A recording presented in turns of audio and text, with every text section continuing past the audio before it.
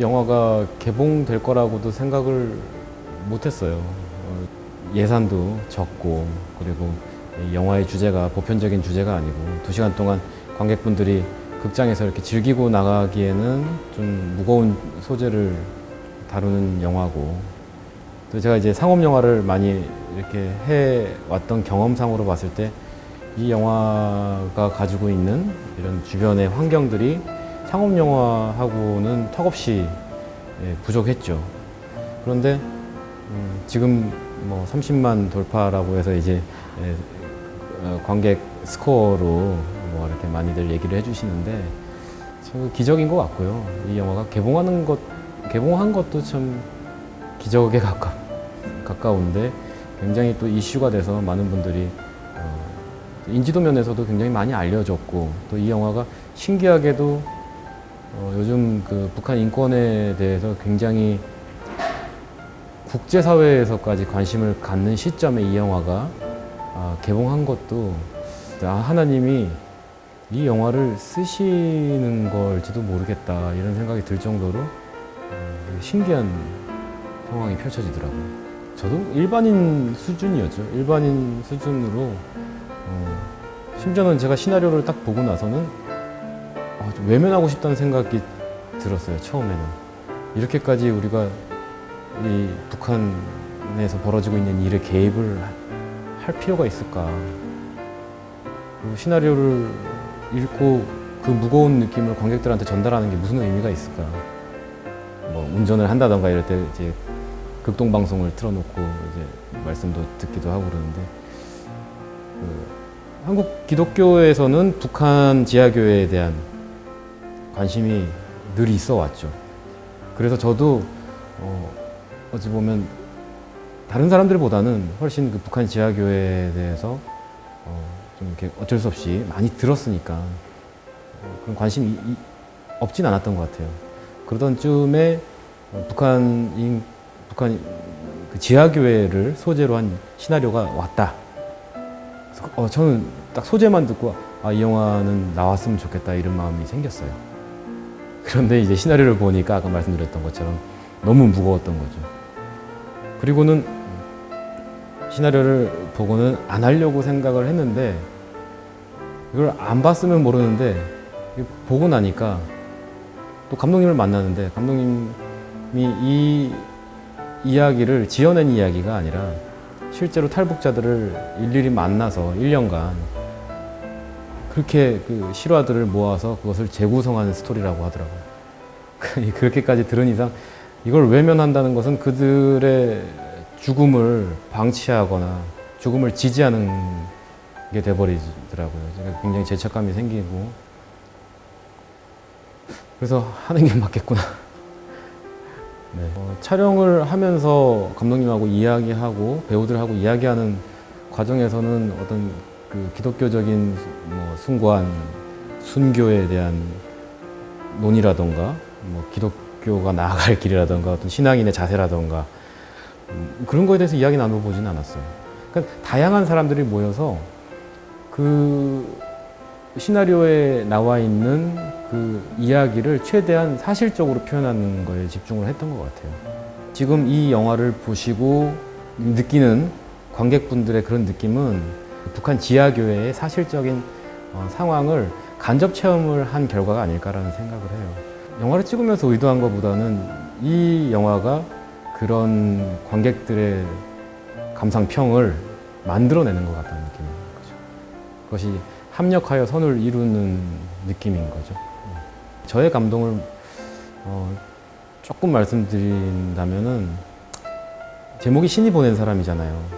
근데 신이 보낸 신이 아니라 사람이거든요. 사람은 한계가 있다는 것을 제가 이 영화를 하면서 그 신이 보낸 사람의 철호라는 사람이 이제 신이 보낸 사람이라고 해서 이 영화가 이끌어져 나가고 있는데, 철호를 연기할 때 정말 인간적인 모습이었거든요. 철호는 뭐 사명을 받았다고 하지만 그 사람들을 설득하기 위한 거짓 사명일 수도 있고 거짓 간증을 한 거거든요. 그리고 그 기저에는 인간적인 본능이 숨어 있죠.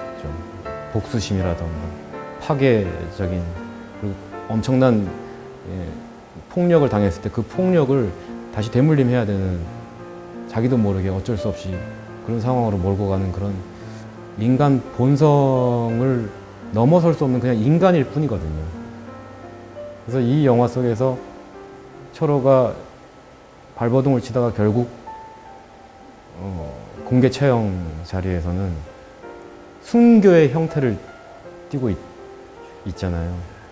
결국은 순교마저도 인간이 하는 것이 아니라 인간은 그냥 인간에서 머물 수밖에 없고 그 모든 것을 둘러싸고 있는 하나님의 힘이 이 땅을 지배하고 있지 않나 그런 생각을 해요. 영화를 하면서 저는 계속 욕심이 생기고 그것이 벽에 부딪히고 좌절되고 그러고 나면 또 일이 다시 진행되고 이게 계속 반복이 되어 왔거든요.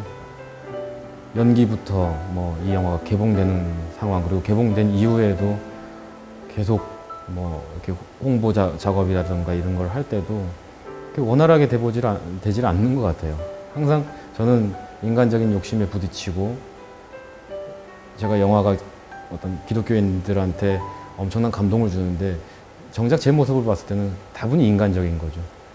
그것이 계속 인간적인 욕심과 부딪히고 하면서 좌절되고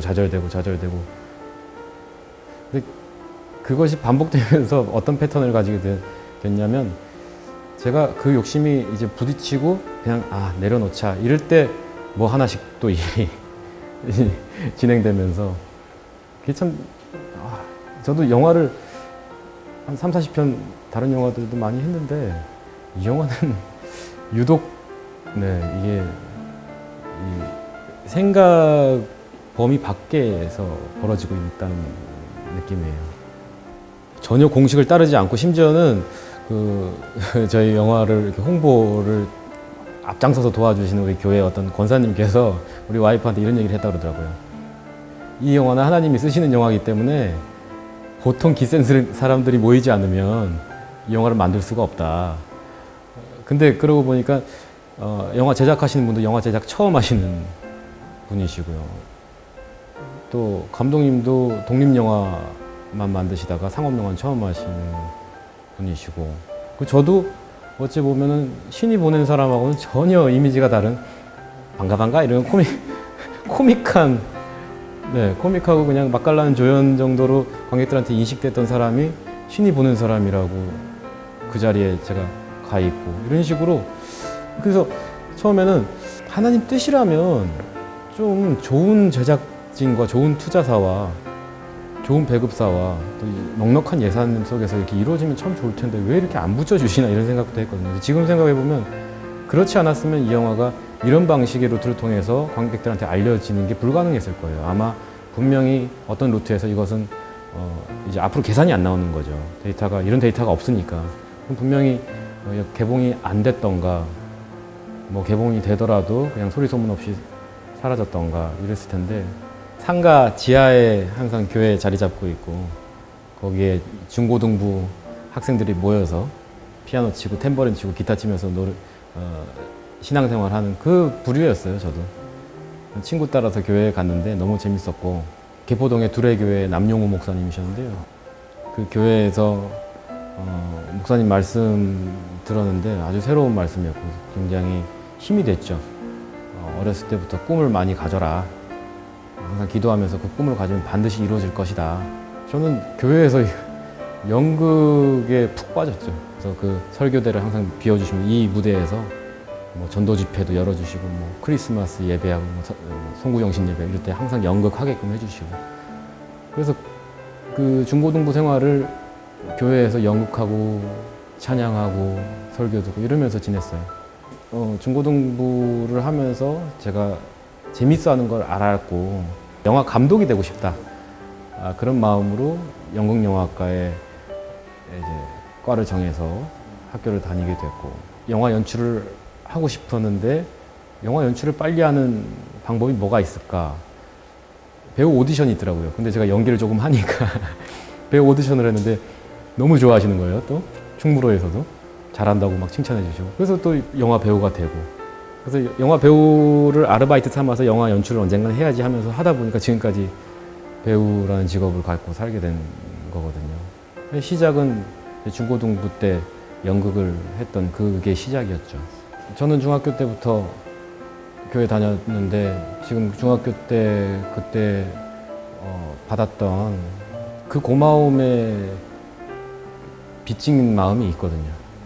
그냥 그 조그만 지하교회에서 저한테 꿈을 가지라고 얘기를 해줬고 그리고 연극을 시켰고 그러다 보니까 제 재능을 알려줬는데 잘하니까 자꾸 시키면서 교육계에서는 할 수 없는 일을 그 조그만 지하교회에서 저한테 해준 거거든요. 그래서 우리 아이들도 일찌감치 교회 안에서 이렇게 자라면 하나님이 키워주시겠다 이런 생각을 좀 가지고 있었어요. 중고등부 친구들한테 요즘 뭐 전도 집회 뭐 문화개방 안 한대요. 그때는 굉장히 뭐 반의 친구들 다 데려가가지고 가면 뭐 초코파이 하나 줬는데 너무 감사하게 먹고 이런 그런 그 낭만이 있었는데 지금은 그런 것도 안 하고. 요즘 젊은이들이 많이 교회를 떠났잖아요. 저도 이제 중고등부 생활 열심히 하고 같이 뜨겁게 찬양을 했던 추억이 있고 그 시절에 이렇게 뜨겁게 중고등부 청년부 생활을 뜨겁게 했던 그 젊은 세대들이 지금 떠나 있는데 이 또래들을 위해서 좀 기도해야 되지 않을까 이런 생각을 해요.